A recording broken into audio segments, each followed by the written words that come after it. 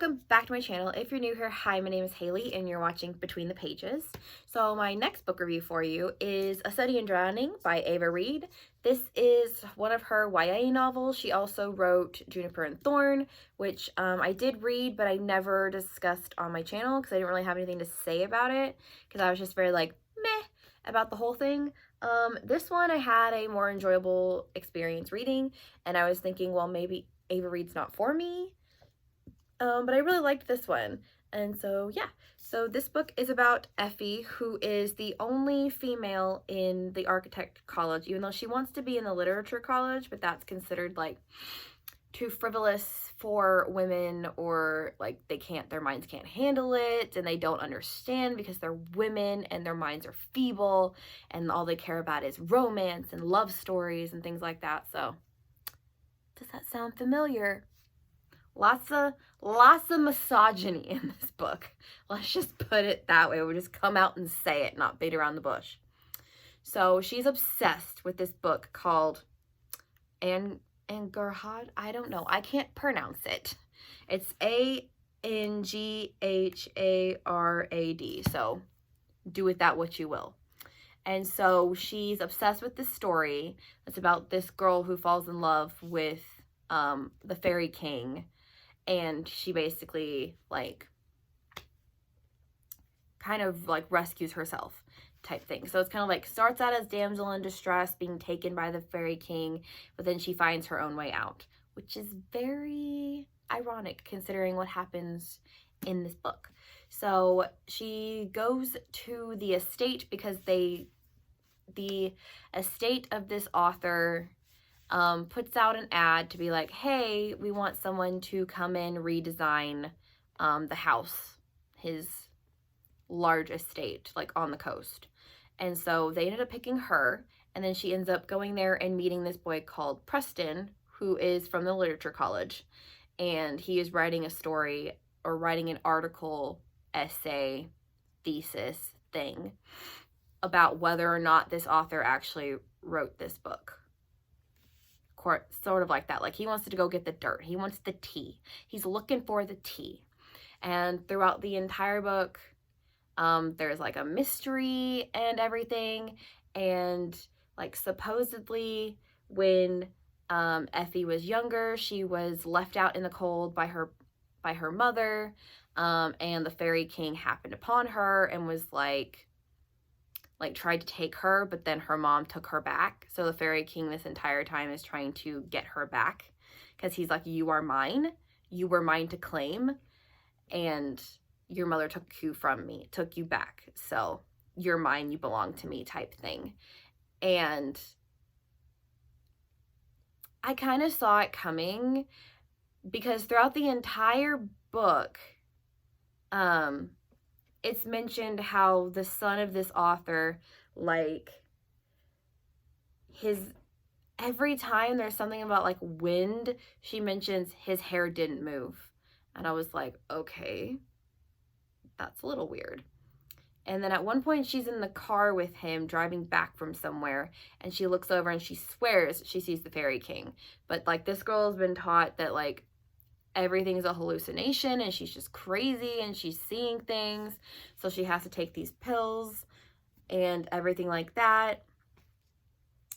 And I was like, okay, I'm pretty sure I know where this is going. And then at some point the son is heard conversing with someone who's not there, and so I was like, okay, clearly the fairy king wants her back, that is his goal, and he's using the son to draw her in to get her back. Guess what? I was right. It was very much it was very obvious, which is fine sometimes.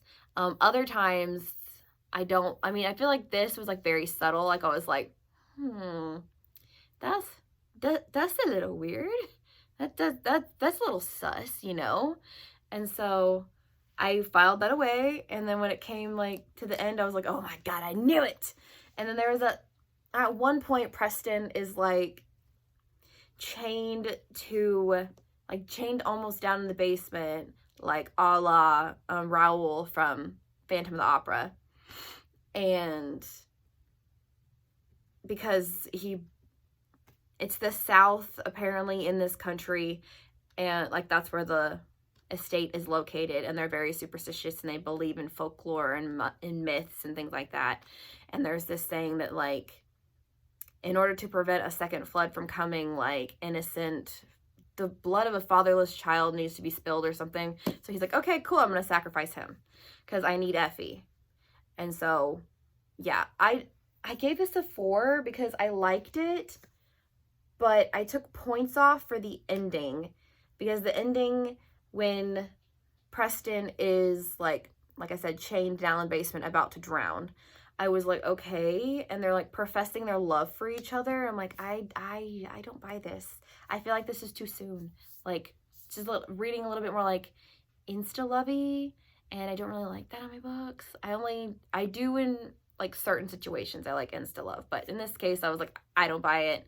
There's no way these two are in love already. It's been like 3 months since you've been here. There's no way you're in love with him. Just no, it doesn't work like that. One thing I did like is that at the end you find out that this author never wrote this book, and it was actually his wife that wrote the book, and he took credit for it. And then like at the end, she was like, I want into the literature college, and you're going to do this or else I'm going to go tell everybody what my teacher did to me. So she was basically groomed by her architecture teacher. And like, I don't believe they ever slept together or anything. Like, I don't believe like he assaulted her, but he did come on to her very strong. And she's like, if you don't fire him or let me into the literature college, I'm going to take my story to the press, and all of your reputations of the college are going to be ruined. And he was like the dean was like, well, we can just put Preston's name on it. And she's like, you don't want a man taking credit for something a woman did again, do you?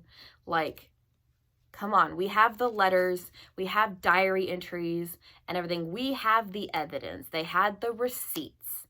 And the dean of the architecture and literature college was like, yeah, no.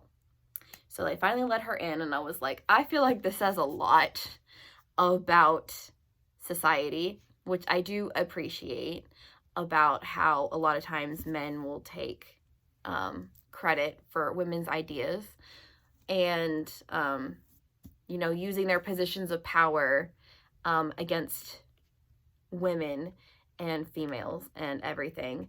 And so yeah, I really appreciated that like it was saying some things, even though it was set like in a fictional world, but I could still see that it's like, yeah, this is a fictional world, but our world is also kind of like this. And so yeah, so I liked that. But like I said, I took points off for the whole like, there is no way you are in love yet. Like, it's been 3 months, calm down, Romeo and Juliet. You know what I'm saying? So yeah, that was my review for A Study in Drowning by Ava Reid, and I will see you guys later. Bye!